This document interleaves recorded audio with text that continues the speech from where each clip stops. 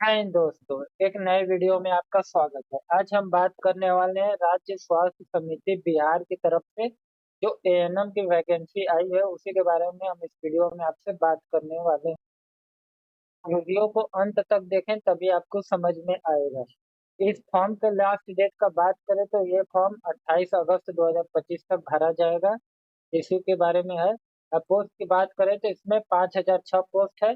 आप किसी भी जिले में अपना चूज कर सकते हैं। चलिए फॉर्म को स्टार्ट करते हैं। सबसे पहले आपको यहाँ पे नीचे दिख रहा होगा ऑलरेडी रजिस्टर्ड टू लॉगिन। अगर सब आपने रजिस्टर्ड कर दिया है तो यहाँ पे क्लिक हेयर पे कर कर अपना अ, आगे कर सकते हैं। अगर नहीं किया है तो रजिस्टर वाले पे क्लिक करेंगे। जैसे क्लिक करेंगे यहाँ पे देखिए लोडिंग हो रहा है। लोडिंग होने के बाद देखिए कुछ इस प्रकार का पेज खुलकर सामने आएगा।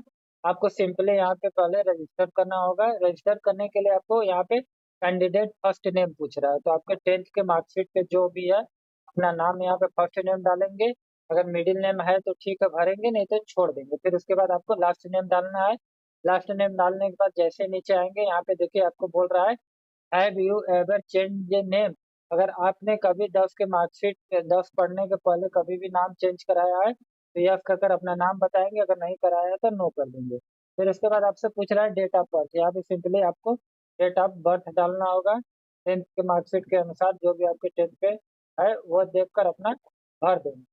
भरने के बाद यहाँ पे देखिए आपसे नीचे जेंडर पूछा, तो जेंडर में अपना मेल है।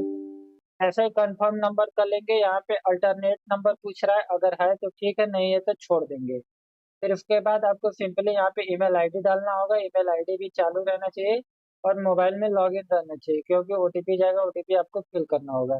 इसी तरह अपना कंफर्म ईमेल आईडी भी कर लेंगे। करने के बाद आपको जनरेट ओटीपी पे सिंपली क्लिक करना होगा। जैसे जनरेट ओटीपी क्लिक करेंगे यहाँ पे देखिए आपको कैप्चर दिखा रहा है। ये कैप्चर आपको सिंपली फिल करना होगा। फिल करने के बाद यहाँ पे आपको सबमिट पे क्लिक करेंगे। जैसे क्लिक करेंगे यहाँ पे देखिए आपके ऐसे सबमिट पे क्लिक करेंगे। यहाँ पे देखिए आपसे मोबाइल नंबर का ओटीपी पूछ रहा है और ईमेल का ओटीपी पूछ रहा है। दोनों ओटीपी डालकर वैलिड ओटीपी पे क्लिक कर लेंगे। उसके बाद यहाँ पे आई एग्री पे क्लिक करना होगा। फिर उसके बाद यहाँ पे ये सिंपली आपको कैप्चा भरना होगा। कैप्चा भरने के बाद री वेरीफाई पे वैसे री-वेरीफाई पे क्लिक करेंगे। यहाँ पे देखिए आपको इंटर सेलेक्ट वैल्यू दिखा रहा है। यहाँ पे जो डिटेल भरे हैं वो दिखा रहा है और यहाँ पे बोल रहा है select the check box if the enter value in display correctly. तो यहाँ पे अपना टिक लगा लेंगे, देख लेंगे सब कुछ सही है ना। सही रहेगा तो यहाँ पे टिक कर लेंगे। टिक करने के बाद आपको सिंपली सबमिट पे क्लिक करना होगा। जैसे सबमिट पे क्लिक करेंगे यहाँ पे देखिए आपका रजिस्ट्रेशन हो गया है।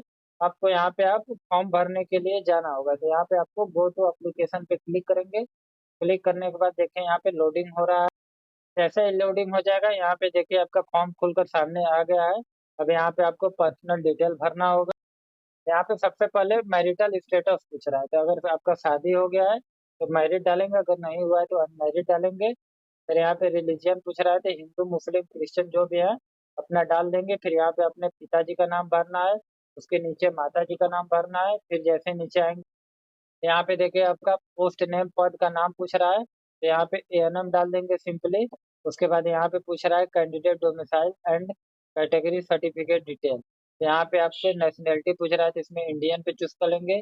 फिर यहाँ पूछ रहा है are you domicile of Bihar, तो अगर बिहार के निवासी हैं तो यस कर लेंगे, नहीं है तो नो कर देंगे। फिर उसके बाद यहाँ पे पूछ रहा है do you claim reservation against reserve category. अगर आप S C S T OBC से आते हैं तो अपना यस का कर अपना कैटेगरी सर्टिफिकेट का डिटेल भी यहाँ पे देना होगा। फिर नीचे जैसे आएंगे यहाँ पे रिजर्वेशन कैटेगरी पूछ रहा है, तो अगर ईडब्ल्यू एस से आते हैं तो ईडब्ल्यू एस डालेंगे, ईबीसी आते हैं तो ईबीसी डालेंगे, बीसी एससी एससी जिसमें भी आते हैं अपना वो भर देंगे। भरने के बाद आपको यहाँ पे कास्ट पूछ रहा है, तो जिस भी कास्ट के है अपना वो कास्ट भर देंगे। भरने के बाद नीचे आएंगे। जैसे ही नीचे आएंगे तो यहाँ पे देखिए डोमिसाइल सर्टिफिकेट डिटेल पूछ रहा है, तो यहाँ पे सिंपली आपको सबसे पहले पूछ रहा है डोमिसाइल सर्टिफिकेट इशू अथोराइज। तो किसने आपका डोमिसाइल सर्टिफिकेट इशू किया उसका नाम लिखना है। फिर यहाँ पे पूछा है date of issue of domicile, तो यहाँ पे किस डेट को आपका डोमिसाइल मतलब निवास प्रमाण पत्र जारी हुआ है वो उसका डेट डालना है। फिर यहाँ पे पूछ रहा है डोमिसाइल सर्टिफिकेट सीरियल नंबर, तो यहाँ पे अपना सीरियल नंबर निवास प्रमाण पत्र का डाल देंगे। फिर उसके बाद पूछ रहा है आइडेंटिफिकेशन मार्क। इसमें आपको सिंपली आपके शरीर पे जो भी तिल या कट का निशान होगा वो भरना होगा। फिर उसके नीचे पूछ रहा है please select type of any identification. इसमें आपको PAN card, driving licence, voter ID, passport या अदर कर यहाँ पे अपना आधार का नाम करने के बाद यहाँ पे देखिए आपको पैन कार्ड का नंबर डालना होगा, नेम ऑफ पैन कार्ड की मतलब पैन कार्ड पे आपका क्या नाम है वो डालना होगा। फिर उसके बाद यहाँ पे टिक लगाना होगा, टिक लगाने के बाद सेव एंड नेक्स्ट पे क्लिक करना होगा। ऐसे सेव एंड नेक्स्ट पे क्लिक करेंगे, यहाँ पे देखिए आपसे एडिशनल डिटेल पूछ रहा है। इसमें आपको सिंपली यहाँ पे पूछा है year of acquiring essential qualification, जब आपने किया होगा वो अपना भर देंगे। भरने के बाद यहाँ पे पूछ रहा है परसेंटेज बेंचमार्क डिसेबिलिटी डिटेल, अगर है तो यस करेंगे, इसका मतलब अगर विकलांग से है तो यस करेंगे, नहीं तो नो कर देंगे। फिर उसके बाद पूछ रहा है पैंडेमिक डिटेल, यहाँ पे पूछ रहा है have you work as limited period ANM under NHM during Covid 19 pandemic.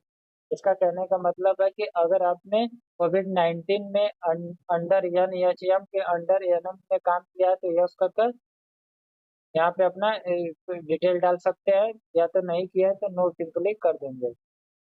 जैसे नो करेंगे उसके बाद यहाँ पे देखिए पूछ रहा है dependent on freedom fighter detail, अगर है तो यस करेंगे, नहीं तो नो कर देंगे। फिर यहाँ पे एज रिलैक्सेशन के बारे में पूछ रहा है, तो अगर आपको चाहिए तो यस करेंगे, नहीं तो नो कर देंगे। फिर उसके बाद सेव एंड नेक्स्ट पे क्लिक करेंगे। जैसे ही क्लिक करेंगे यहाँ पे देखिए डाटा सेव सक्सेसफुली का ऑप्शन आ गया है। यहाँ पे आपका ये एडिशनल डिटेल भी कंप्लीट हो गया है। आपको सिंपली कम्युनिकेशन डिटेल डालना है। यहाँ पे सबसे पहले देखिए एड्रेस लाइन 1 में आपको विलेज का डाल देना होगा, फिर एड्रेस लाइन 2 में पोस्ट का डाल देना होगा। इसी तरह कंट्री में इंडिया ऑटोमेटिक रहेगा। फिर उसके बाद यहाँ पे सिटी या डिस्ट्रिक्ट पूछ रहा है कि किस जिले का है, अपना वो जिला डाल देंगे। फिर यहाँ पे ब्लॉक प्रखंड का नाम पूछ रहा है, जो भी है अपना भर देंगे। फिर यहाँ पे एरिया का पिन कोड पूछ रहा है, वो डाल देंगे। फिर उसके नीचे पूछ रहा है is correspondence address same as permanent address, अगर आपका अस्थायी पता और भ्रष्टाचार के पता दोनों सेम है तो यस करेंगे, नहीं तो नो कर देंगे। फिर उसके बाद जैसे नेक्स्ट कर लेंगे, अब इसके बाद आपको सेव एंड नेक्स्ट पे क्लिक करना होगा। सेव एंड नेक्स्ट जैसे करेंगे यहाँ पे देखिए आपको कुछ क्वालिफिकेशन डिटेल डालना है। क्वालिफिकेशन डिटेल में सबसे पहले आपको 10th का डिटेल पूछ रहा है, तो इसमें आपको नेम ऑफ बोर्ड पूछ रहा था, जिस भी बोर्ड से आपने 10th पास पास किया है वो अपना डाल देना होगा। डालने के बाद स्कूल का नाम पूछ रहा है वो भर देंगे। फिर यहाँ पे पूछा है परसेंटेज ऑफ मार्क सीजीपीए, अगर आपका परसेंटेज है तो परसेंटेज डालेंगे, अगर सीजीपीए है सीजीपीए डाल देंगे। फिर यहाँ पे उसके नीचे पूछ रहा है मार्क ऑब्टेन, तो कितना नंबर पाए हैं वो डालना है आपको। जैसे यह भर देंगे यहाँ पे मैक्सिमम पूछ रहा है तो मैक्सिमम भी भर देंगे। फिर यहाँ पे परसेंटेज ऑटोमेटिक आ जाएगा। फिर यहाँ पे पासिंग ईयर पूछ रहा है कि किस समय आपने 10th क्लियर किया वो डालना है। फिर यहाँ पे डिवीजन पूछ रहा है, फर्स्ट सेकंड थर्ड जो भी डिवीजन है वो भर देंगे। फिर यहाँ पे आपको सिंपली उसी स्टेप बाय स्टेप यहाँ पे देखिए आपका इंटर का डिटेल पूछ रहा है, तो यहाँ पे आपको इंटर का बिहार बोर्ड का नाम लिखना है। फिर उसके बाद यहाँ पे स्कूल का नाम पूछ रहा है, स्कूल का नाम भर देंगे। फिर यहाँ पे सब्जेक्ट पूछ रहा है आर्ट है, कॉमर्स है, साइंस है, जो भी है अपना भर देंगे।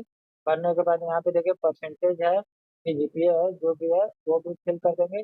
फिर यहाँ पे आपसे नेक्स्ट में पूछ रहा है मार्क ऑफ 10, तो इंटर में कितना नंबर पाए हैं वो डाल देना होगा आपको। फिर यहाँ पे मैक्सिमम पूछ रहा है तो मैक्सिमम भर देंगे। फिर यहाँ पे परसेंटेज ऑटोमेटिक आ जाएगा। फिर पासिंग ईयर पूछ रहा है तो अपना पासिंग ईयर डाल देंगे।